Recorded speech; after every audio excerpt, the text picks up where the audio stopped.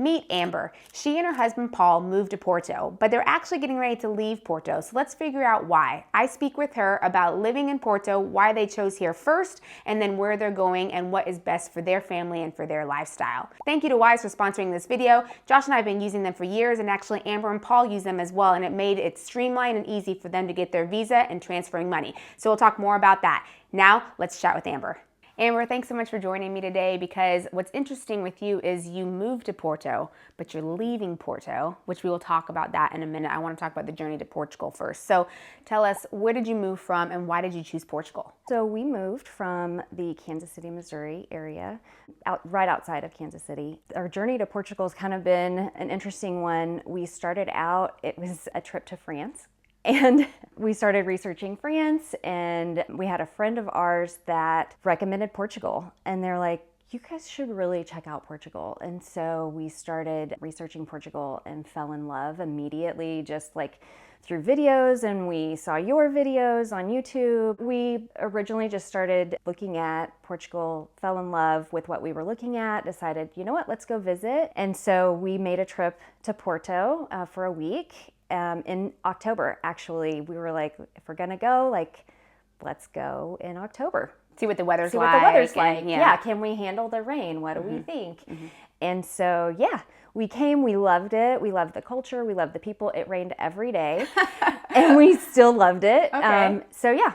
So not so bad, even though Porto is known to be rainy. It's not terrible. But it's not like rain all day long normally. It's these little like showers through the day. So. Right, so it's not as bad. Okay, so that's interesting. You actually visited France first. Did you visit France? We researched France. Okay, so you researched France. You never actually went. We never actually made it there. Portugal came on your radar. You came to Porto, you loved it, and you're like, I don't even need to see France now. Yeah, and actually it happened again. So we left Porto, we were on our way home, and Paul, my husband, was like, I want to visit Spain for my birthday. Like, let's go check out Spain. And I was like, okay. So we got home, we started watching YouTube videos for Spain. And within about a week, we looked at each other and we were like, I want to go back to Portugal. Wow, okay. Yeah. So did you come for his birthday, like a trip, or you just were like, let's just move? We did come. We came back for 2 weeks for his birthday. And kind of did a scouting trip. So we rented a car and we visited probably 8 different cities in 2 weeks and just like traveled around central to North Portugal. And again, just loved it. Loved the trip, loved our time here. Was that too many cities to visit in a 2-week period? Like, did it feel too rushed, or it felt like it was a pretty good scouting trip? Honestly, I felt like it was a pretty good scouting trip. Okay. Yeah. That's good. Because sometimes I think people wonder, like, how many places can I really fit in a couple weeks without it just feeling like hair on fire and I'm not getting a good feel for a place? Sure. We kind of kept it to a region. Okay. So like we didn't go from the Algarve to Porto. We landed in Lisbon and left Lisbon immediately. Like Lisbon's never been on our radar, and just kind of left from there and did a big loop. Yeah, it was good. So it was good. Mm-hmm. Okay, so you decided on Porto. That was the place to come to. Let's talk about your journey. What visa are you on, and how was that process? So we are on the D8 visa. I am still currently working. I'm a mental health professional, so I still see clients. I'm private practice, so I can see clients via Zoom. Yeah, and then Paul came on my visa. So Paul retired. He was working before, and then literally right up until the day we left. Like we both worked that week and left. So yeah, he retired. I'm still working. We're on the D8. It has been a journey. There have been some things that were smooth, and then there were some things that weren't. We went to Houston for our initial appointment, and it really wasn't too bad. Your program really, really helped. Oh, thank you. So we used you guys to kind of help us get there. And honestly, we were more prepared than some people that were there that had a lawyer with them. Like, yeah. Oh, that makes me feel good. Yeah, it was really great. It was really great. So there were some requirements that were like, they needed 3 months paperwork for like bank accounts and such. And I was like, being me, I brought 6, and then they wanted 12. Gosh. So, but luckily I was able to email them. They could print them off right there. We left having everything, like having given them everything that we needed. Great. So like at the appointment, like when you left, you felt good about it. Yes. Okay. Yes. So it wasn't like, oh gosh, like, are we going to get approved or not? It was a good feeling. Yeah. Okay. Were there any other resources besides our courses and such that you have that you could recommend for moving over here? Sure, absolutely. So we used Wise to move money. We opened up our bank account, which is needed to start the visa process.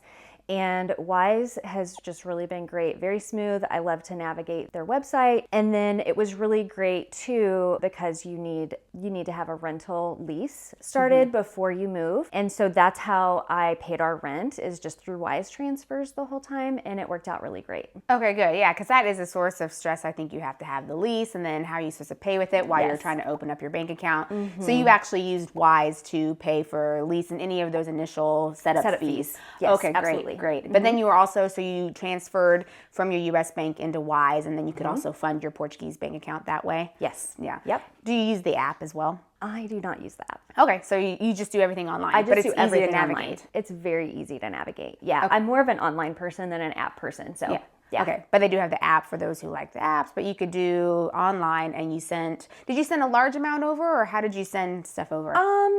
I would say moderate amounts of money over a period of time. So I just kind of moved, I think probably maybe five different deposits over through Wise initially. And then I was also monthly making our deposits for the rent just directly from Wise Into the landlord's account. Okay.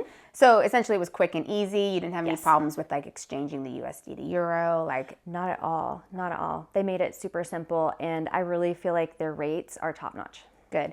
And you still use Wise. You still have Wise. I still have Wise. I still use Wise, and they've been really great to work with. Good. Yeah. Okay, so then you've finished your D8 process. You got how long did it actually take for you to get approved? Gosh, so we interviewed in January, and we got our approval in May. Okay, so it's quite a while. Were you stressing about that, or you just kind of were like, it is what it is? A little bit. Okay. A little bit, because so we owned our home, and so we had to sell our home and all of our things.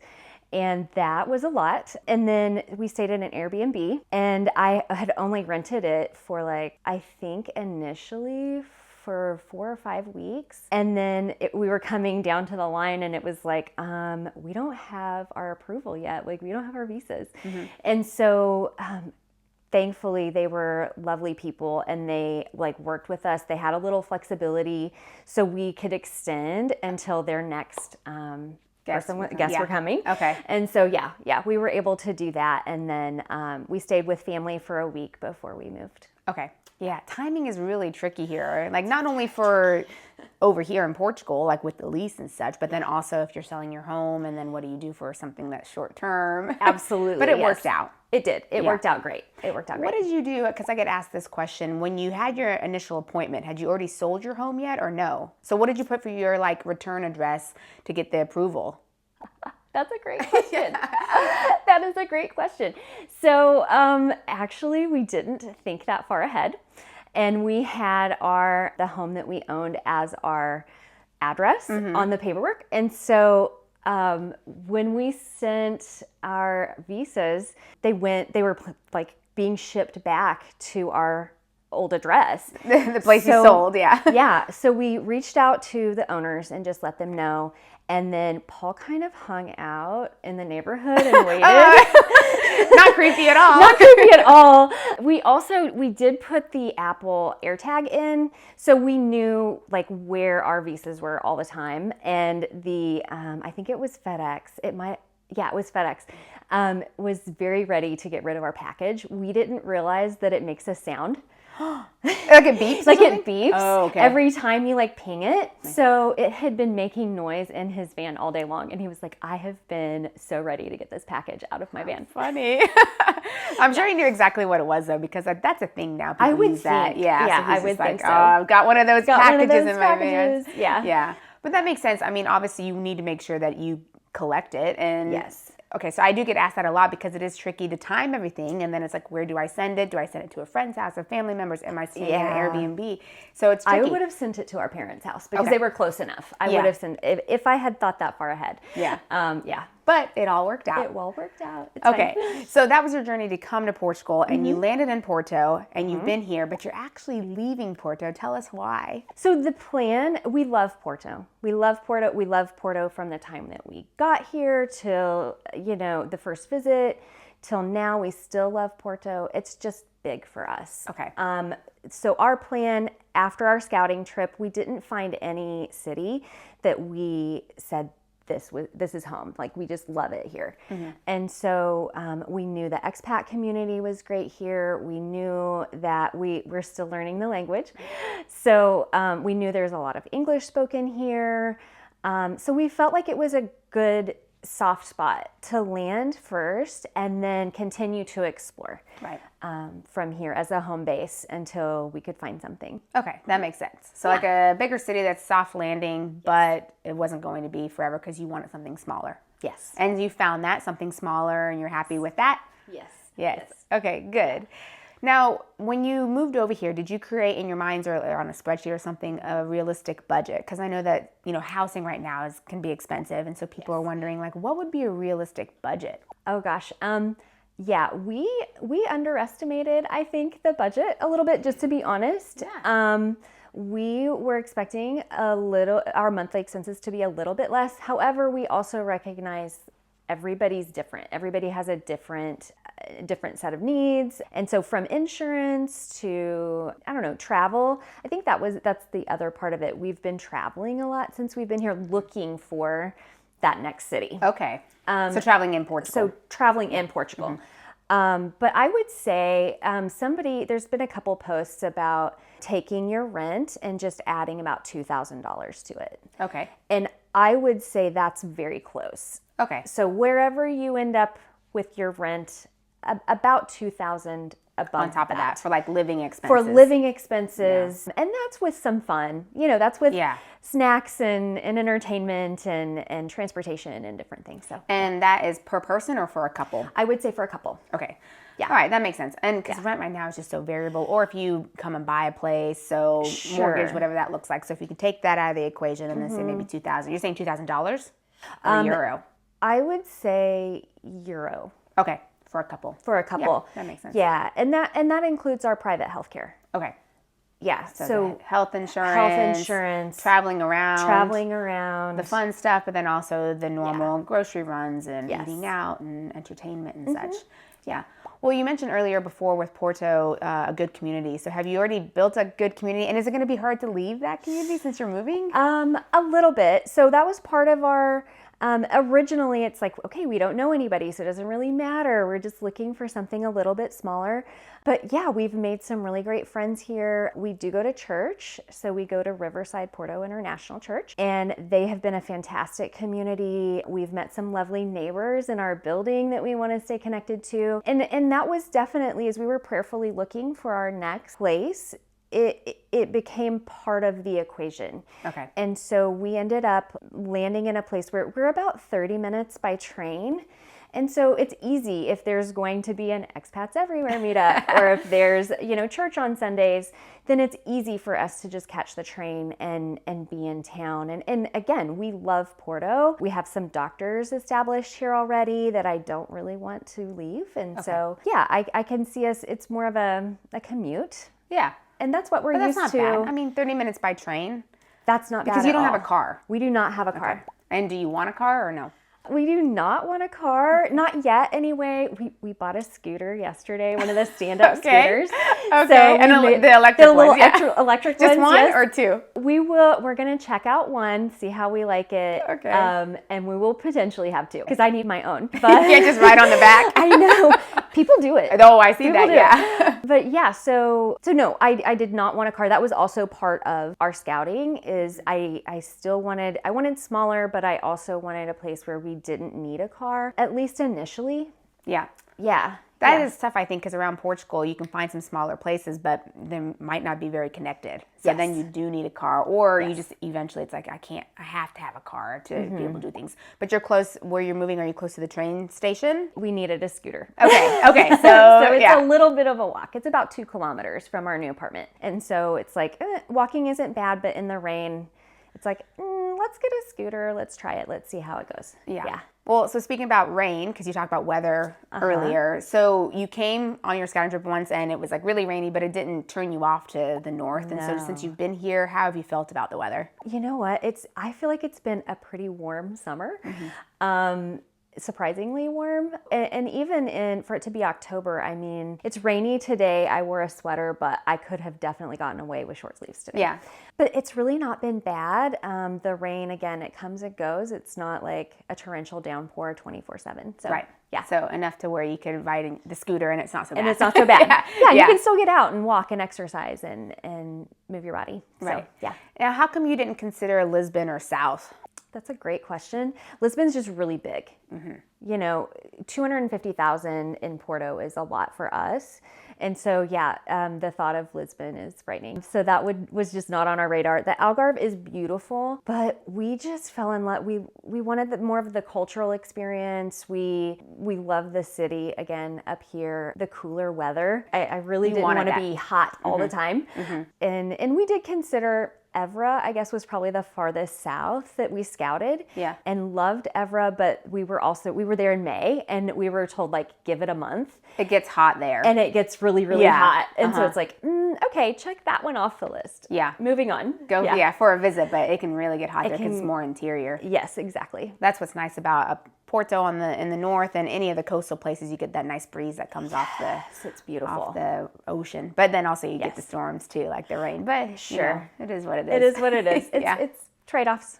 Yeah. Well, have you been happy moving to Portugal? Because I think, off camera before we were talking about how it was more of a long-term plan. You weren't going to move here right now, but so you're still working. Has it been a good experience moving when you did? Yeah, I think so. It's been a really great experience. My husband was very much like, I don't want to wait 10 years. Like, the language is hard, all the walking, if we're not used to walking, and, just to be physically fit and to be able to do what we really want to do. And so, we were like, okay, let's do it. And we've been really happy. Work has been great. I work more of like a second shift here. I start work about 2 or 3 o'clock in the afternoon, and I'm done about midnight. Okay.